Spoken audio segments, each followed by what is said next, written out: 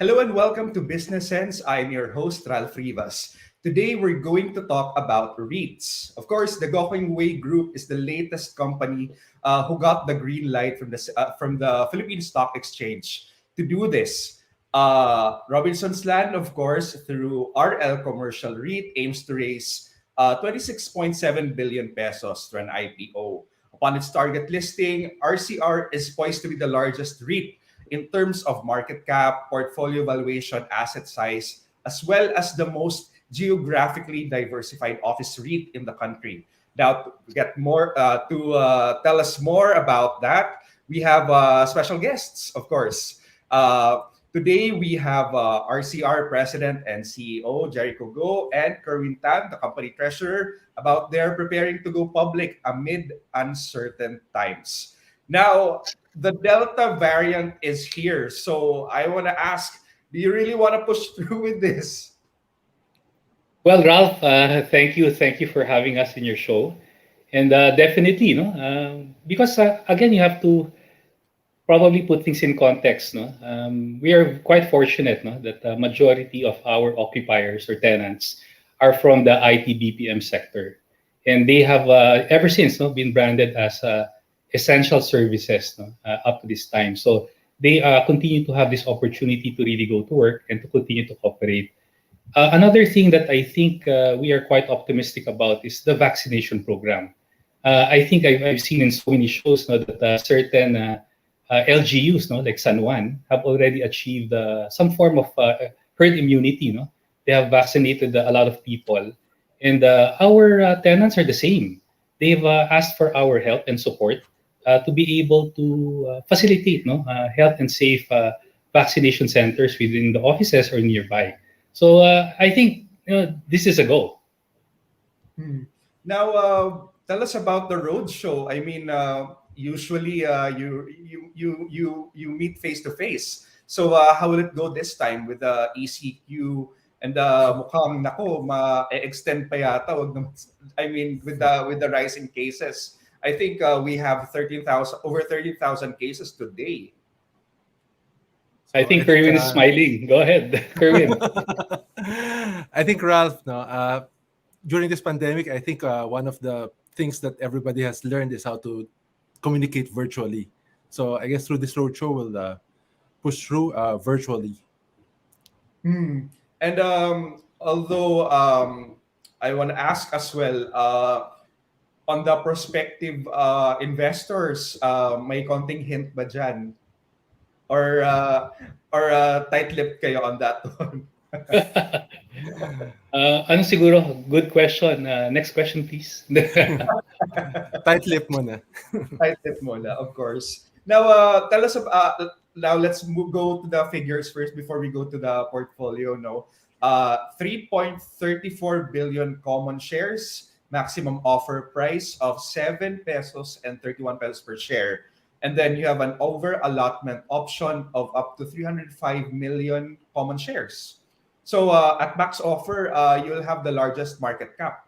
So how confident are you that the market will take it in? Kasi 7 pesos and 31 pesos, that's 31 kind of, cents. but the number of shares, 3.34 billion. Parang ano ba, mahirap pagalawin, or those kinds of concerns. So what's your response to that? No, Ralph, I think when you look at things, no, when you try to put things in perspective, you want to be able to look at the RCR, no, or RL Commercial REIT Inc., or RCR for short, for what it is, no. And you mentioned earlier, no, that in our case we are poised, no, to become the largest in terms of market capitalization, 7.27 billion, and of course the asset, no, you've probably known about this. We have the largest also, no, with 14 assets, 425,000 square meters, and you also mentioned that it's very wide, no, in terms of the geographical coverage, no, the widest geographical coverage, over 9 cities, no, very compelling, no, all of these things. And to add to that, we also have the longest land lease tenure So if you look at the quality, it's really very compelling, no? So I think this value proposition is very difficult to resist. Mm. And also to add to what Jericho has said, no, large is actually an advantage because being poised to be the largest REIT offering, it will entice foreign funds to and local institutions to invest in our company. Mm. So, ano ba, do you, ano, I mean, I'm just thinking, no, this is likely a long-term play, parang dividends, if I'm not mistaken. So, can you tell us a little more about the dividend policy on this? Well, REITs, no, in general, people buy REITs because of its dividends, and REITs, what people as should understand, there's a steady stream of income as the company is required by law to distribute at least 90% of its income to its investors through dividends. So number one, there's dividends, and in our leases for our office for our office leases, there's a built-in escalation rates of about 3 to 5%, which aside from the dividends on an annual basis, the dividends will grow through the escalation. And number three is through asset infusion. The REIT won't be the size it is now. That there's a clear path in terms of RCR to infuse at least one or two or assets in the next 18 months, as stated in our REIT plan. Hmm. Now, the property sector was heavily hit by the pandemic, and yet here you are presenting to investors to invest in real estate. So, what's the outlook on that? I mean, people like me. I mean, I've been to the office only at least I think once or twice just to get stuff, and anchor the State of the Nation address. Special coverage of Rappler, but other than that, that's it. I think only our guard and some staff that get their stuff or belongings in the office, but we don't really spend our time in the office. Yeah, Ralph, maybe to answer that question, globally, there have been a lot of changes happening, no? In countries that have really been very successful in their vaccination efforts, you can see that people are already going to restaurants without masks, and they're already going back to work. You know what's very interesting here? I think in the Philippines, no, 2 weeks ago or maybe a week and a half ago, we've had continuous rain. We've had continuous rain, no, and there were a lot of complaints, no, in terms of power outages, in terms of internet not being available, and these people, no, or the employees who are working from home had to continue to deliver the service, no. So that's why I think the sense of urgency, no, for companies to want to get back to work, and they were saying, help us naman, help us to be able to vaccinate. No, if there are spaces, we will follow health protocols, and we can create micro herd immunities, no, within the offices. So these are very compelling reasons. I even attended uh, a webinar, no, or a conference, virtual conference, and a lot of the MNCs who were attending were saying that it's been very challenging. No, the lack of social interaction has really taken on a toll in terms of mental health. So, the sooner that everybody can go back to the workplace, go back to normal, better for all of us. No? So, I think there's really that big push. And the key here is really vaccination. No? So, a successful vaccination that creates immunity, herd immunity. Yeah, so the most optimistic would be we achieve herd immunity in NCR at least by this year. That's the optimistic view. But what are your thoughts on hybrid work not going away even after the pandemic? How will that affect your portfolio? Very there's so much talk about hybrid, no? But based on experience, if we understand, no, and I will zero in on our main occupier, the IT BPM or BPO sector.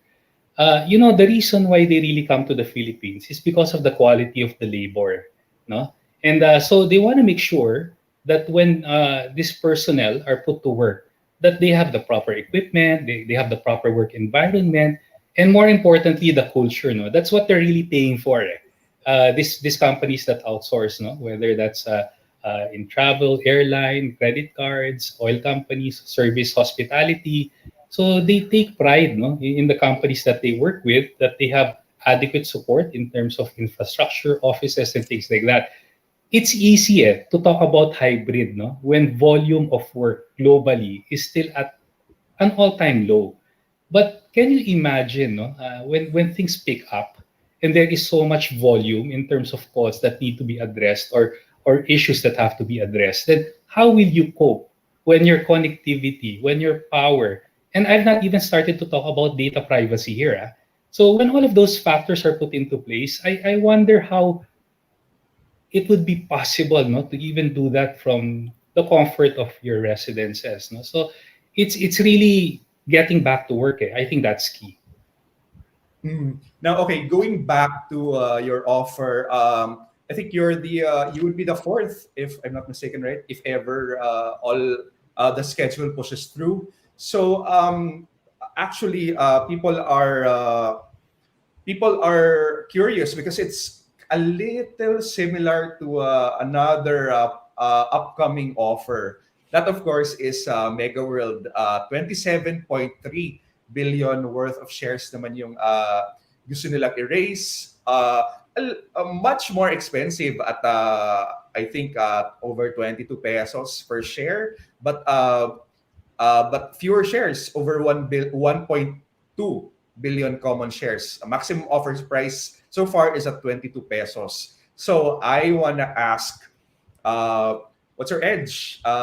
What's the portfolio's composition, and why should investors pick you over the other current REIT players out there?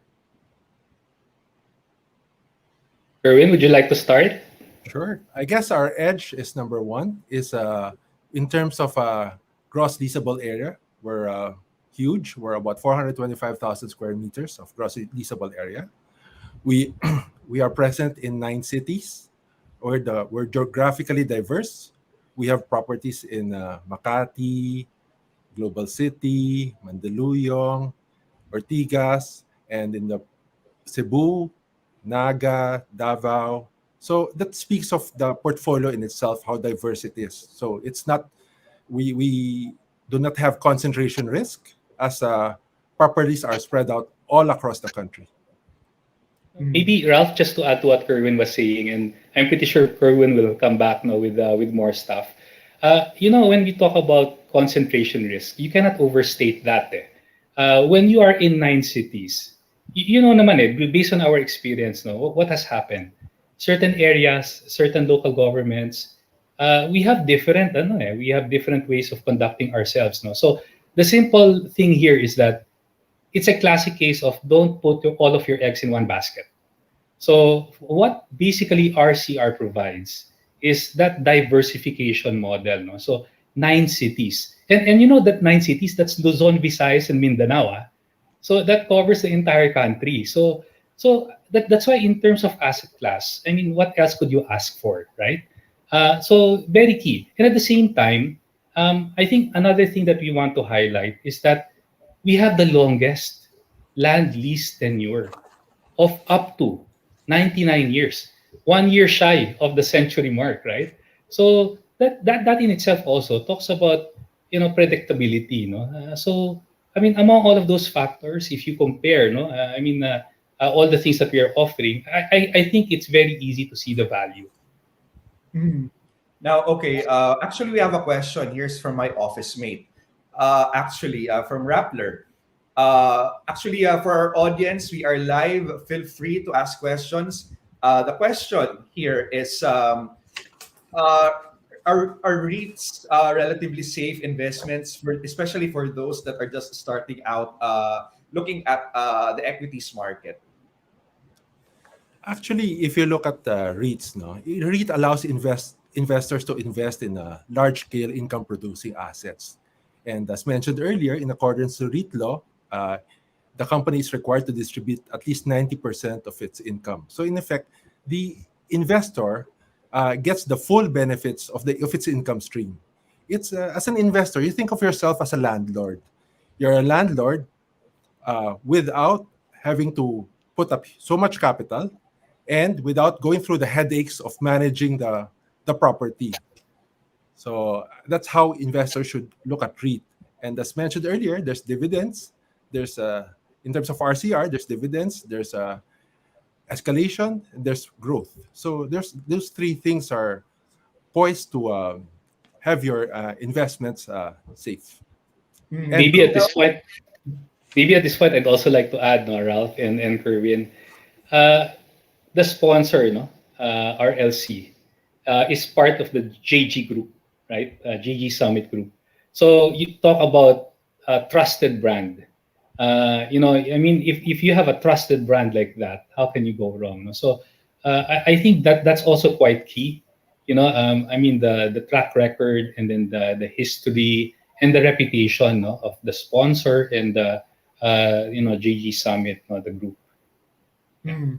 Now, can we touch about income and revenue streams, at least for the medium term? What are the prospects? For the REIT, the For the assets in the portfolio? well, in terms of our prospects, there's as I mentioned, the dividend yield.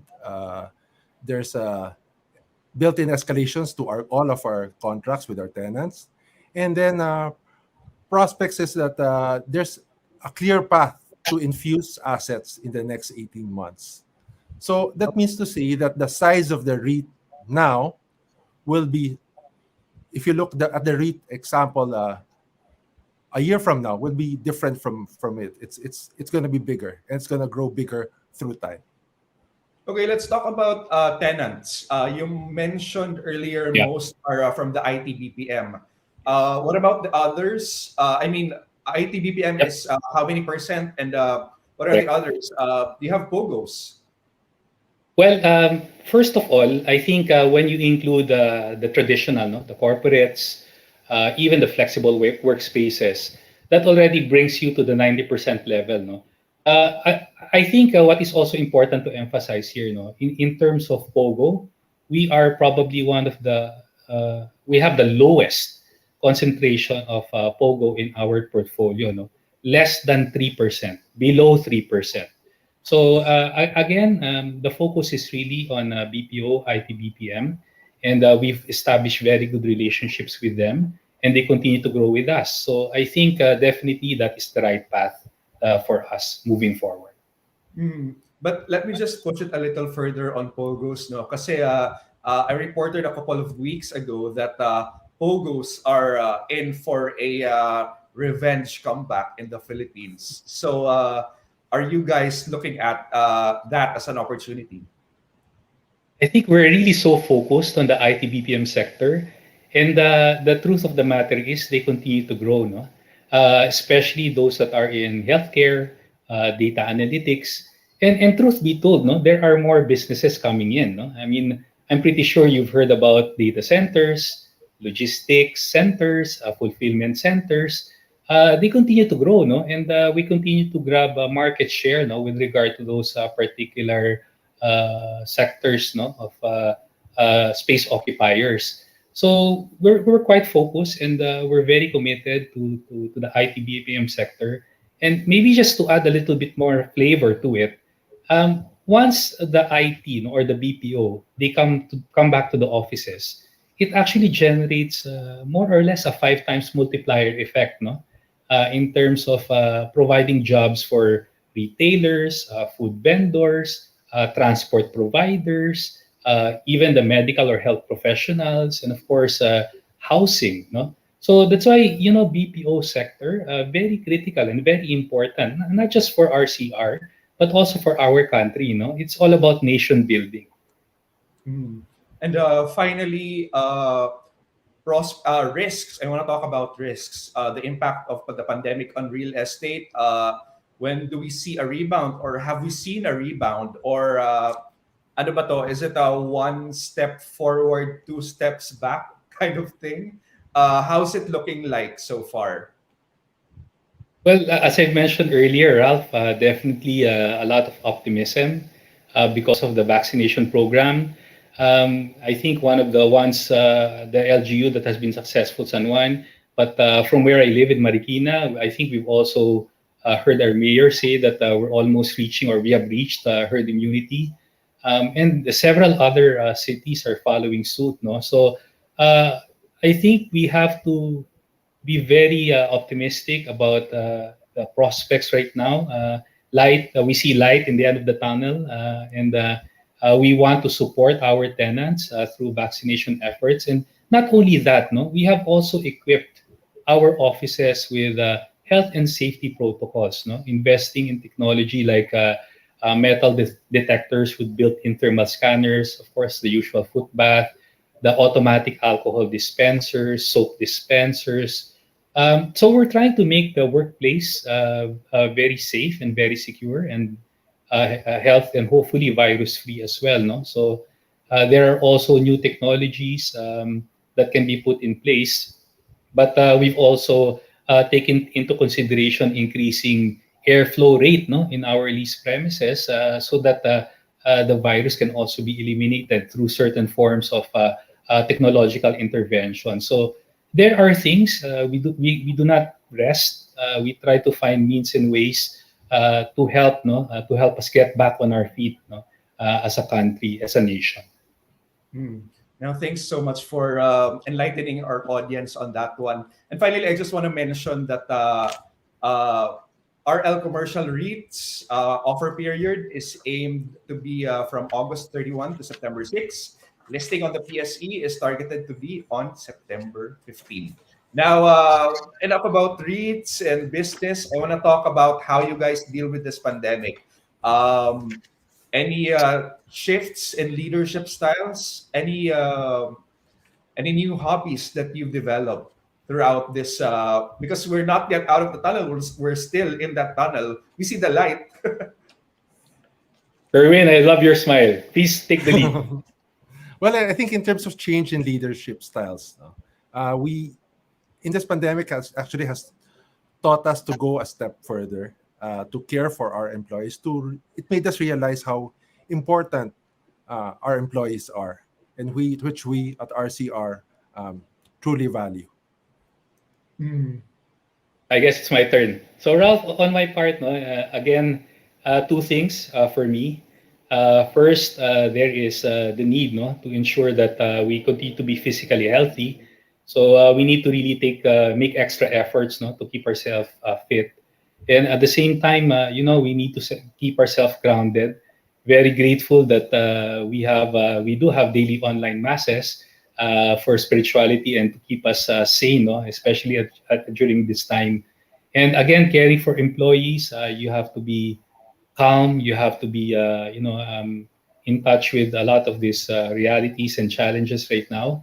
And a favorite, I think, quote is, "You can't give what you don't have." No, so if you want to be able to inspire, if you want to be able to effect positive change, then it has to start from you. It has to start from within, and you have to practice what you preach. So caring for employees, definitely agree with Kerwin. There are number one and most important asset, and we continue to care for all of them. And we hope that we can always continue to do a good job. And everything that we do, no, we hope that it's really towards addressing their needs and requirements.